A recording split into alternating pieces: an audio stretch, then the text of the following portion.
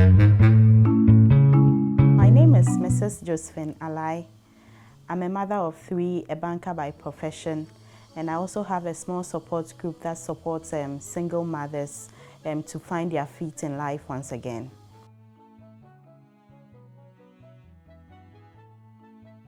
Okay, so with the twins, I got to know quite late when I was about 3 months. I was feeling unwell and had decided to visit the hospital. That was how I got to know that I was pregnant, and not with 1 but 2. And getting to know, because I was quite young then, so it was quite a struggle knowing that I had 2 at that time. But I had to take it up in strides and go through the process. Yeah. With my 21-month-old, I had gotten married and we were expecting to have kids as any other normal couple would. And having had kids before, I didn't know that having kids again would be that much of a challenge. So it was quite difficult. We had to wait for close to 4 years before we had her. We had to go through a number of processes. At a point, we actually even gave up. And just around the time we gave up, and we found out that we were pregnant.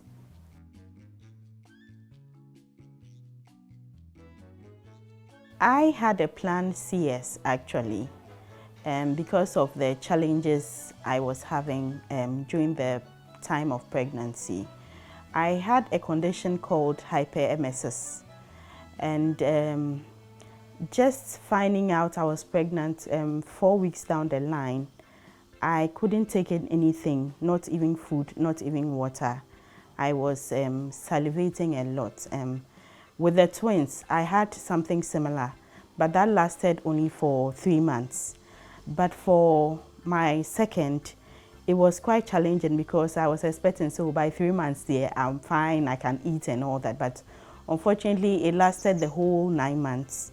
I had to be on drips just to manage because I just couldn't keep any food down. People said, oh, taking bitter cola, eat this, eat that. Nothing worked for me. Along the 8th month, I met a midwife who suggested that I should try coconut water, chilled coconut water.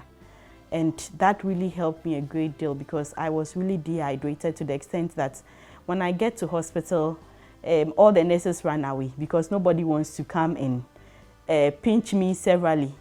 I unfortunately have very thin veins. So getting a vein to even give me a drip anytime I go to the hospital is a real battle. The nurses, when they see me, everybody starts running away. There was one nurse, one midwife who was always kind enough anytime I came around for any reason, was always there to help me. Eventually, we got to know that I actually had veins in my hands. So when I get there, so only one finger. So I always had to take my drips in my fingers because my veins here and here were so thin, nothing could go through. Yes, on the day of delivery, I had contractions, several contractions. From the 5th month, I was having a lot of contractions. So they knew from the word go that it had to be a CS, and we actually planned to help mature the lungs of the baby before the time of delivery came. I quite remember when I was 3 months, we had an episode where I had just tried eating orange and I just started throwing up. So immediately I do like I'm vomiting, I started just bleeding. So I just had to hold myself. Unfortunately, that day I was at home alone. I had to just hold myself and hold the vomit, quickly go lie on the bed and lift up my legs and call my husband that, where are you? He said, oh, he was in town somewhere around Kwabinya, and then quickly he had to drive back home. In fact, the ride from home to the hospital was total silence because we knew the challenges we had gone through just to have this little girl, and to lose her at this point was very, very, very, very difficult. So we had to quickly drive to the hospital. We called the doctor on the way. He said he will meet us there. Upon getting there, he said, well, I had, there was a term they used. They said a threatened abortion. A threatened abortion does not mean that you have taken medication. It could be there are so many factors that lead to threatened abortion. So I had to be on bed rest. And then they put in something called a cervical cerclage. The cervical cerclage is they stitch your womb to prevent the baby from coming out prematurely. It was a very difficult process because, to be frank, after that, apparently we discovered that I had a very short cervix. So gravity was not too friendly to me. If I sit for a long time, I begin to have contractions as though the baby wants to come out. So it was quite difficult with work, having to drive to work and back, and unfortunately the work I do, I sit for long hours, like from 7 to 7. And it wasn't too friendly. At a point in time, I had to stop work altogether and be at home just to be in bed and to help slow down my contractions. On the day of delivery, I had planned the CS for the 1st of May, but a week before that, I started having contractions, so we had to go to the hospital.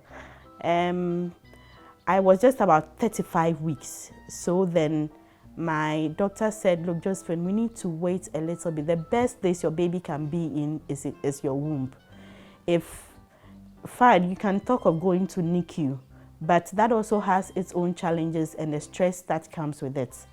So if we could just try to slow down your contractions just to help the baby mature a bit, at least if you're able to do 36, 37 weeks, you are safe, we can quickly just deliver you and you are fine. So I had to take 2 rounds of injections to help mature the lungs of my baby just to get her ready. But unfortunately, in my 35th week and 4 days, the contractions were so bad that they had to arrange for the CS to be done in the evening for me.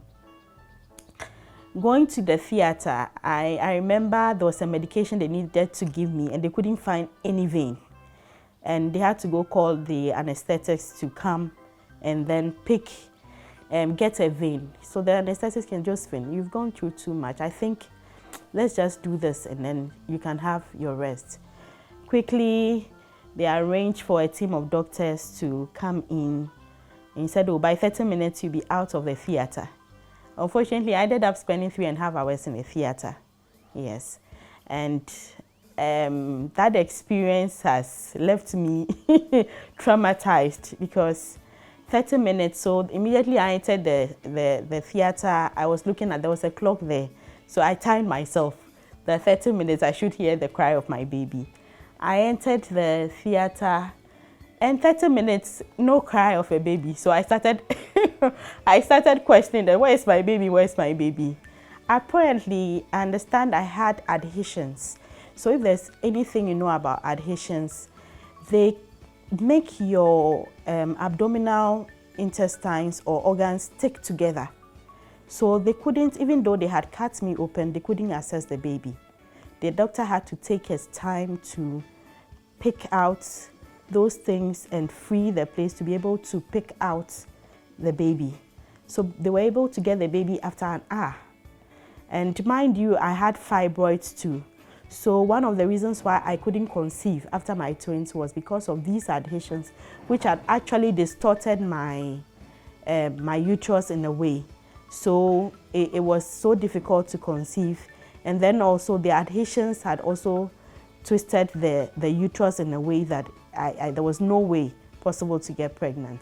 So baby came out after 1 hour, and then the rest of the 2.5 hours was to put my my organs back into their right positions and then find a way to understand they had to put some sort of, I wouldn't call it tissue, but the medical people have something to separate my organs from each other to, at least if I have to give birth in maybe another 2 years, I wouldn't have to go through this kind of adhesion. So then also I had a number of fibroids. Unfortunately, because I had lost so much blood, they couldn't take out everything, but majority of them was taken out. So baby was fine. After 2.5 hours, I had to I also came out of surgery.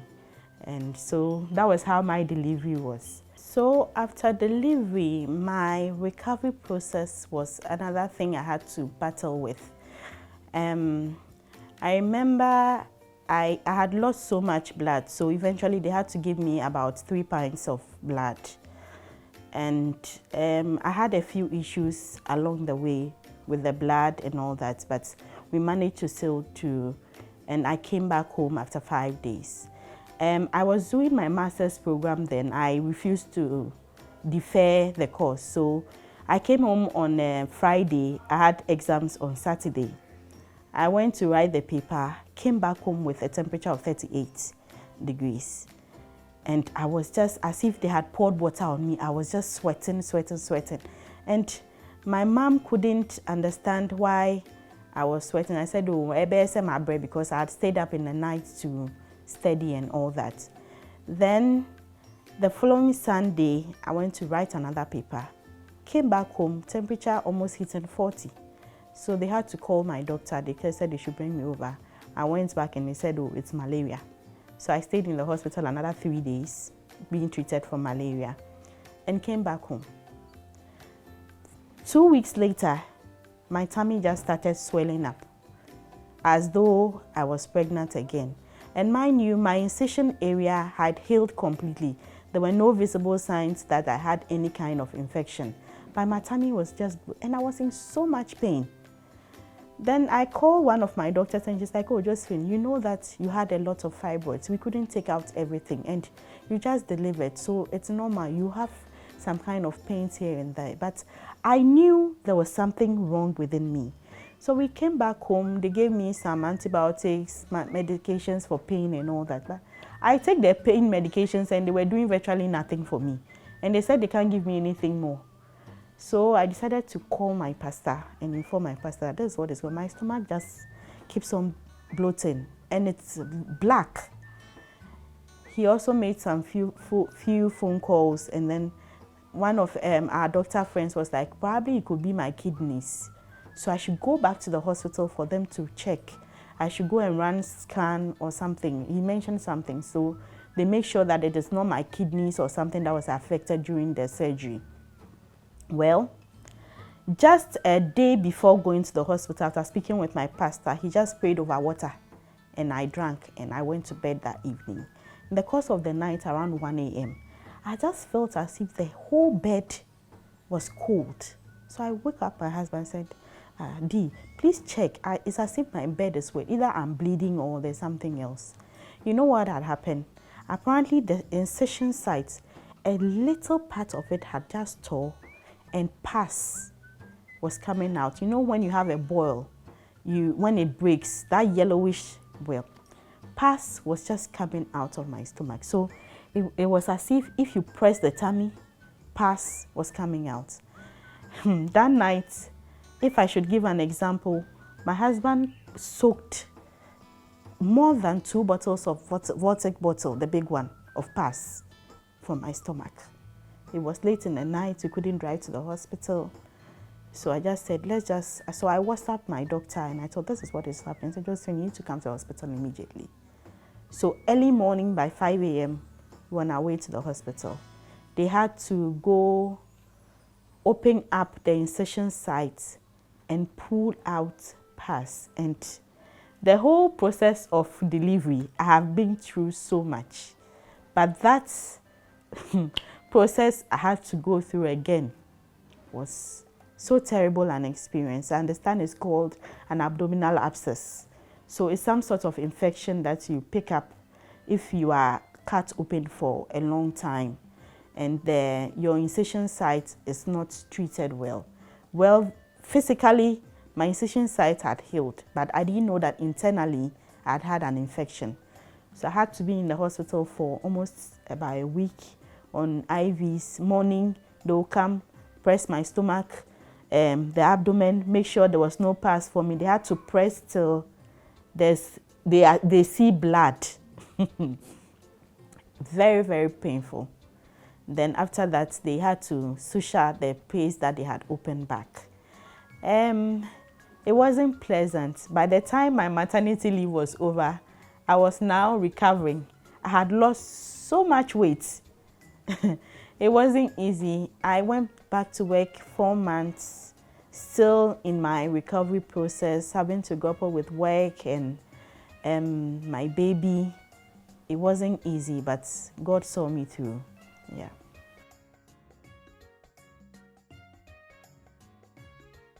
I have been a mother before, so with the twins.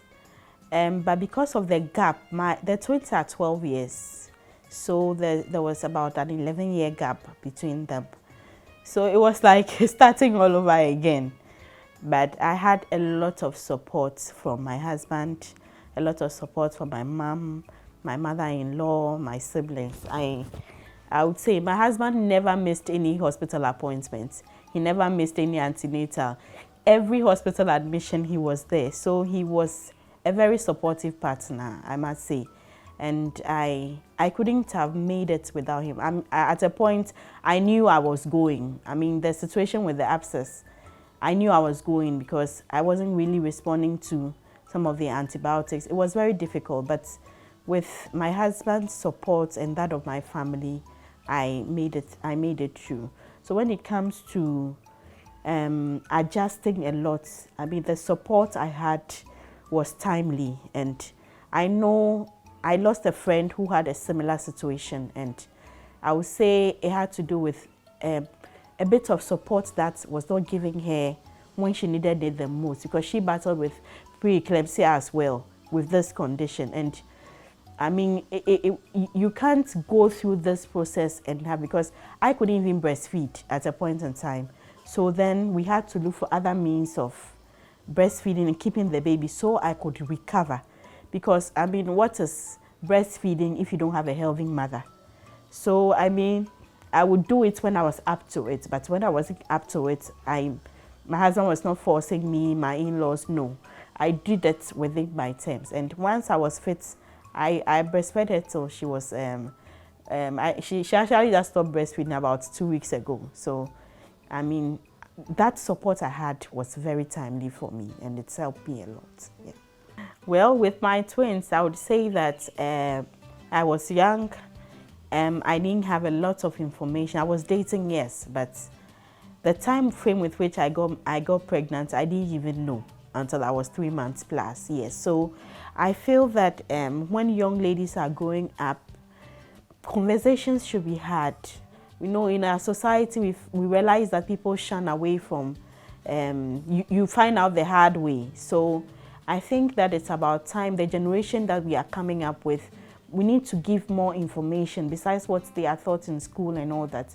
Parents need to have conversations to their children, educate them that, look, when you do this, you do that, this is what you end up with. And I think it will go a long way to help keep some of these, I wouldn't say unwanted pregnancy, but getting pregnant at the time when you are not ready. Yes, that is what I would say to that.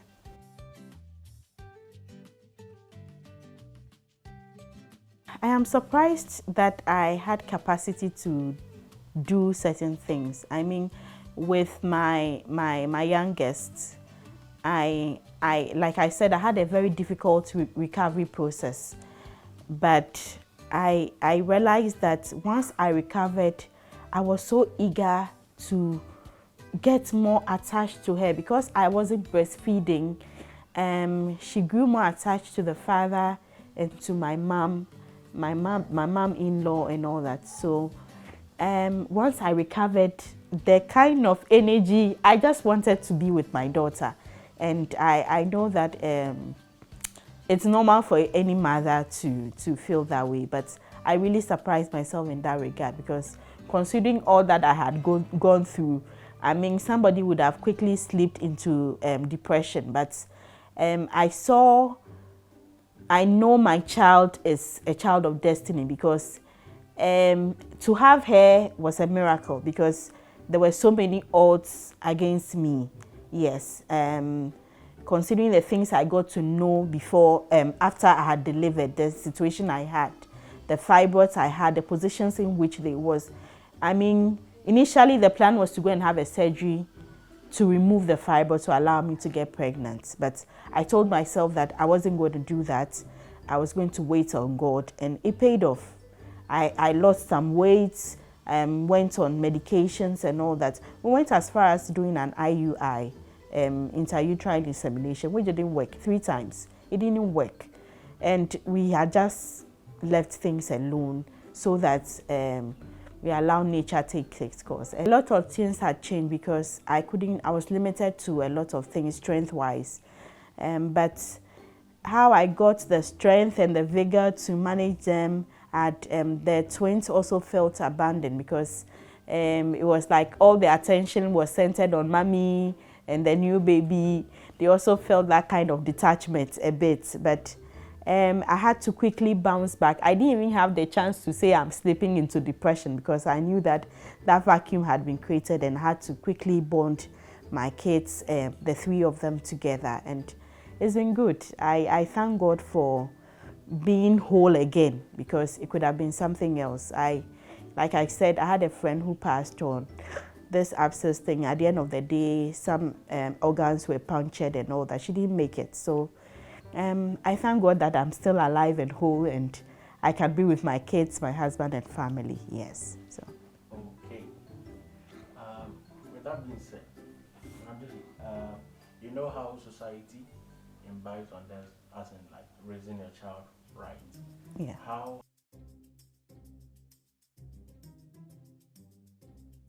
There's no formula to raising your child. I always say that what works for parent A may not work for parent B. You need to know your children. You need to know their strengths and capabilities. If you have to, yes, there are some things you can learn from society, yes, but I always say that as a parent, you need to acquire knowledge, and you should want the best for your children. And so you don't have to look that, oh, my neighbor's child is this, my neighbor's child is that, and use that as a yardstick to raise your children. You should have your own goals for your children and do your best to attain it. And so with my twins, who are just about going into being teenagers, for now at their age, I have to dialogue with them. I can't go screaming at them. Yes, and my 21-month-old, even as young as she is, she has her own will. And so, and you'll be amazed the things that she can do. This girl can spill water. She's not yet 2.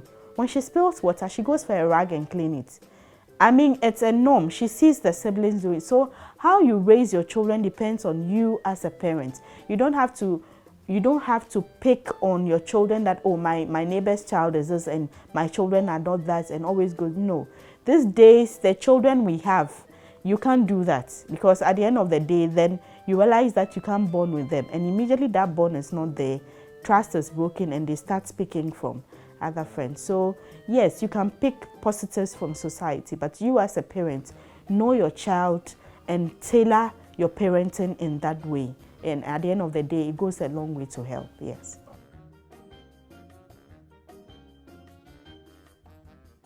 Well, for my twins, it was quite challenging because the neighborhood I live in, we have quite a number of schools there. But I had to look at a school that was quite homely. Homely in the sense that a school that was ready to listen to parents. I mean, these days we have schools that is a hard and fast rule. And sometimes if you have issues, negotiating becomes a problem. So I had to look at a school that was ready to look at my views as a parent and how I wanted my children to be raised in the school. Mind you, children are raised in schools also, besides the house. So I had to look at those things to help me arrive at a decision. And it's paid off. For me, it's paid off, yes.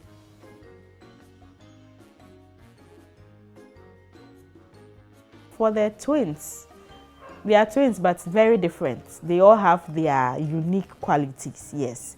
And so, besides schooling, my daughter, I'm looking at if there's a gap, getting her to learn a bit of fashion design because she likes drawing and all that, and a bit of catering. That is what her other passion. So developing, gone are the days that your child is book, go to university, but I mean, now we have 6-month course, 8-month course and they are all skills that you need to learn your children develop. So for them, I'm looking at, and the boy, he is good at computers and all that. So probably a bit of computer schooling, software coding and those things. As young as he is, you may never know. And my 21-month-old, she is a whole this thing altogether. I am always amazed with her. Her mother-in-law says that this one, she took plenty medication, so her brain has developed so fast. And so we are really looking at building her up. We are still studying her competences, and I pray to God that as time goes on, we know how to properly place her so she can develop her skills very well.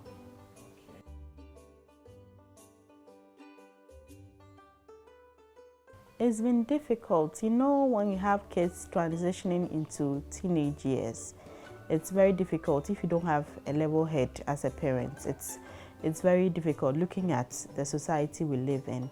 And for the 1 year period, almost a year period that they had to stay home because of COVID, it's unearthed a lot of gaps in our parenting as a couple.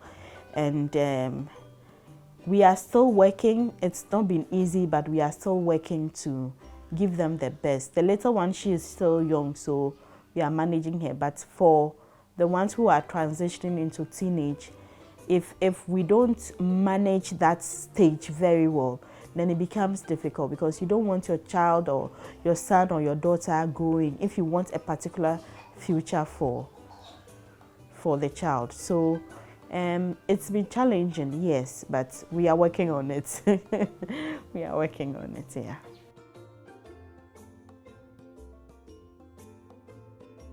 It's been rewarding. I would say that I had an experience of having twins when I wasn't married, and battling with being a single mother.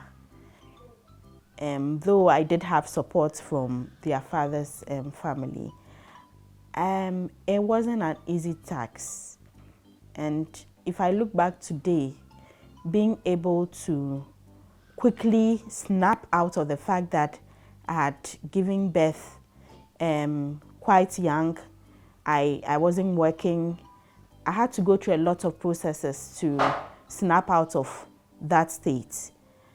And being able to go back to school, had a diploma, did my first degree, did my master's, and finally, God being so good, I'm working. I'm a banker.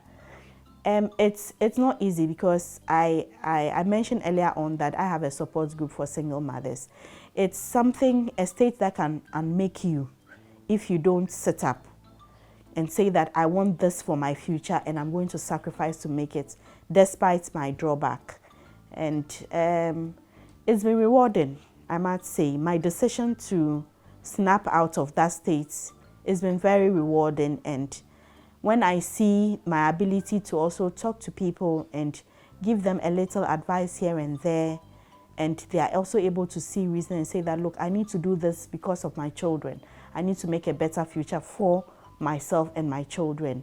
I mean, for me, it gives me a lot of fulfillment just being able to do that. And I look at my children today and I smile, because mind you, I could have, being young, I could have aborted or done something silly, but I look back today and I thank God that, look, I did not. And it's been rewarding, yes. It's been very rewarding, yeah.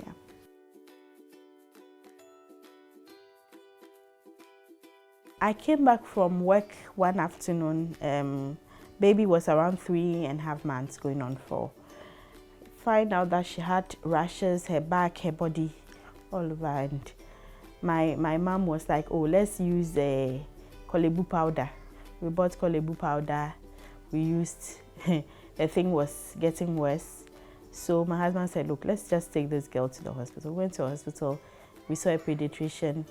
The pediatrician said, give us a topical ointment to use. Unfortunately, that rather aggravated the situation. She started having big spots all over her body, the pupils, the eyes getting swollen. Hey, what is happening? So I quickly called one of the administrators of our, we have a medical scheme in the office. So I called one of them and said, arrange for a pediatrician at Kolebu. We went, and turns out that it wasn't just a normal rash. She was apparently reacting to something. They said it's called atopic dermatitis in children. It happens to quite a lot of children. So besides her having atopic dermatitis, her skin doesn't like water. Her skin doesn't like powder. So we got to a point where the skin was actually just peeling off. So she was put on medications, and we had to run some labs. And turns out she's allergic to quite a long list of things. And it was not an easy thing. Trips back to Kolebu, back and forth, just to get her okay. She couldn't eat meals with wheat, soya, milk, no eggs, nothing with gluten and all that. It was a very difficult thing to deal with. And unfortunately, when we came home, people were suggesting, oh, this thing that you are going to hospital and it's not going, why won't you use this one? And I realized that we take one step forward and somebody suggests something and we go back to square one. So eventually I just decided to stop. In fact, I packed every medication that people have said, oh, get for her, buy this topical ointment, that kind of thing. And we had to pack everything and throw them away and actually stick to just what the doctor gave us. Over time, within a space of 1.5 months, her skin was back to normal. And I realized that, over some period I realized that a lot of babies tend to have this condition. And I would advise that it's not the best if you keep listening to people, oh, do this, do that. When it comes to babies, what works for baby A may not work for baby B. And you might end up hurting your child if you go listening to what people tell you. I was just fortunate that I got to a point in time, in fact, I had to stop my mother that, look, don't use powder on this baby again. Because powder dries out a child's skin. And we're battling with a child who had her skin peeling. And now you didn't so share, work what I be fear, you didn't so share, near the me on the skin. And in so share, I say use tepid water. Tepid water is just lukewarm water. She shouldn't stay too long in the bath, but we do the reverse in our in our homes. And to be frank, if we hadn't gotten a very good, because we had to see about 4 pediatricians before we were able to see progress with the little girl.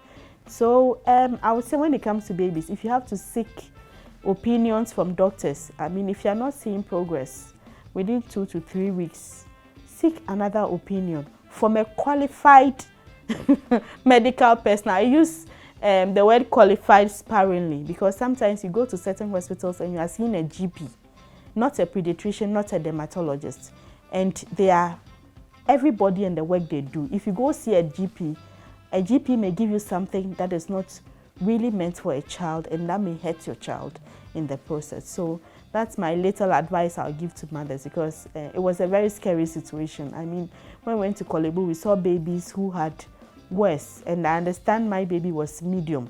She wasn't far away from worse. So I thank my God for that. And some of the mothers, when you listen to their stories, just somebody saying that, oh, to way ma kola triple action, nafa fran nkuna sramano, and they did that and they find themselves at Kolebu. So I'd advise that when it comes to babies and skin issues, see a pediatrician, see a dermatologist if you have to. Seek second, third opinions from qualified people, not a fearful, oh, you see way. Because at the end of the day, it may hurt your baby.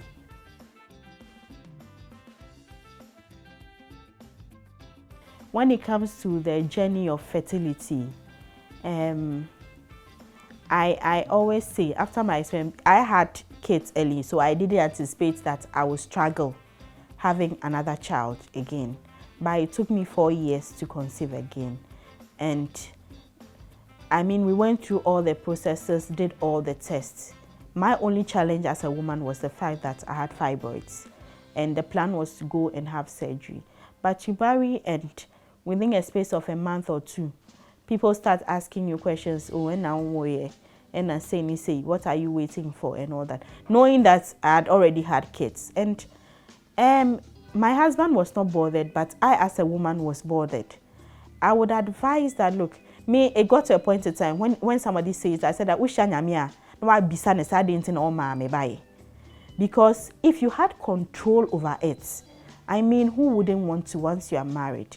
But it's something that no woman, no couple have control over. And unfortunately, where we find ourselves in, when you have fertility, it is very expensive. And so if you meet a couple who are married, they have not built financial muscles, and you are questioning them, because me right now friend say, "Ope baba, I won't get up, I won't go."